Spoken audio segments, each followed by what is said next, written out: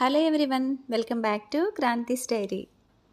ఈ సమ్మర్లో టేస్టీగా కూల్గా చేసుకునే ఒక డిజర్ట్ని ఇప్పుడు షేర్ చేస్తున్నాను. సేమియా కస్టర్డ్ని ఈజీగా ఎలా ప్రిపేర్ చేయాలో ఇప్పుడు షేర్ చేస్తాను. ముందుగా స్టవ్ పైన గిన్నె పెట్టుకుని గిన్నెలో 1/2 లీటర్ వరకు మిల్క్ని తీసుకోవాలి.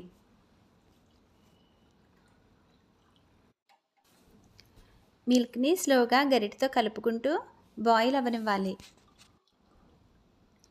ఈ మిల్క్ బాయిల్ అయ్యేలోపు సేమియాను ఫ్రై చేసుకోవడానికి స్టవ్ పైన పాన్ పెట్టుకుని పాన్లోకి 1 టేబుల్ స్పూన్ నెయ్యిని వేసుకోవాలి.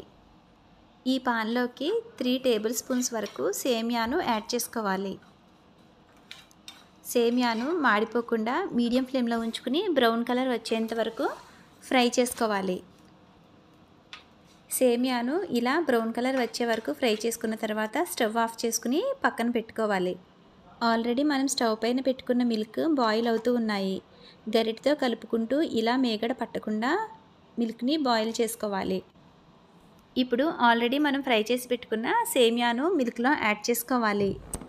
సేమియా మిల్క్లో ఉడికేలోపు ఒక బౌల్లోకి 2 స్పూన్స్ కస్టర్డ్ పౌడర్ వేసుకుని అందులోకి కొంచెం మిల్క్ యాడ్ చేసుకుని లంప్స్ ఏమీ లేకుండా ఇలా మిక్స్ చేసుకుని పక్కన పెట్టుకోవాలి.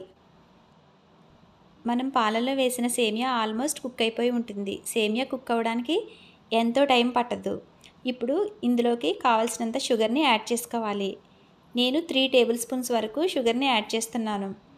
మనం తినే స్వీట్కి తగ్గట్టుగా షుగర్ని యాడ్ చేసుకోవాలి. షుగర్ని యాడ్ చేసుకున్న తర్వాత ఒక 5 మినిట్స్ వరకు కుక్ అవ్వనివ్వాలి. ఆల్రెడీ మనం పాలల్లో మిక్స్ చేసి పెట్టుకున్న కస్టర్డ్ పౌడర్ని స్లోగా ఇందులో యాడ్ చేసుకోవాలి. యాడ్ చేసుకున్న తర్వాత గరిటెతో ఇలా కలుపుకుంటూ స్టవ్ని మీడియం ఫ్లేమ్లోనే ఉంచుకుని ఇది కొంచెం దగ్గర పడేంత వరకు కుక్ అవ్వనివ్వాలి. చూసారు కదా, ఈ కన్సిస్టెన్సీ వచ్చేంత వరకు మనం కుక్ చేసుకుని స్టవ్ ఆఫ్ చేసుకోవాలి. ఇది చల్లారిన తర్వాత 1 అవర్ వరకు ఫ్రిడ్జ్లో పెట్టుకుని తీసుకోవాలి. ఫ్రిడ్జ్లో నుండి తీసిన తర్వాత మరీ గట్టిగా కాకుండా ఈ కన్సిస్టెన్సీలో ఉండే వరకు చూసుకోవాలి. ఒకవేళ గట్టిగా అయినట్లయితే అందులో కొంచెం మిల్క్ యాడ్ చేసుకోవచ్చు. ఇప్పుడు ఈ సేమియా కస్టర్డ్ని సర్వ్ చేసుకోవడానికి గ్లాసెస్లోకి ట్రాన్స్ఫర్ చేసుకుందాం. దీనికోసం ముందుగా వాటర్లో నానబెట్టుకున్న సబ్జా సీడ్స్ని గ్లాస్లో వేసుకోవాలి. ఆ తర్వాత మనం ప్రిపేర్ చేసి పెట్టుకున్న సేమియా కస్టర్డ్ని వేసుకోవాలి. ఇలా లేయర్స్గా వేసుకోవడం వల్ల మనకి చూడడానికి తినడానికి కూడా టేస్ట్ చాలా బాగుంటుంది. ఆ తర్వాత మన దగ్గర ఉన్న ఫ్రూట్స్ని చిన్న చిన్న స్లైసెస్గా కట్ చేసుకుని వేసుకోవాలి.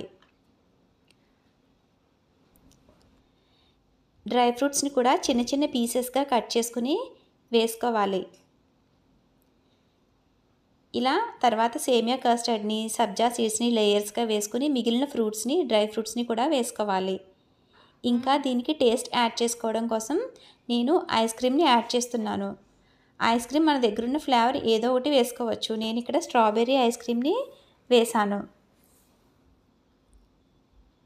పైన కొంచెం డ్రై ఫ్రూట్స్తో గార్నిష్ చేసుకుంటే ఎంతో టేస్టీగా ఉండే సేమియా కస్టర్డ్ డిజర్ట్ రెడీ అయిపోయింది. చూసారు కదా, ఈ సమ్మర్లో కూల్గా మనకు టేస్టీగా ఏదైనా ఒక డిజర్ట్ తినాలని అనుకున్నప్పుడు ఇలా ఈజీగా ఈ సేమియా కస్టర్డ్ని ప్రిపేర్ చేసుకోవచ్చు.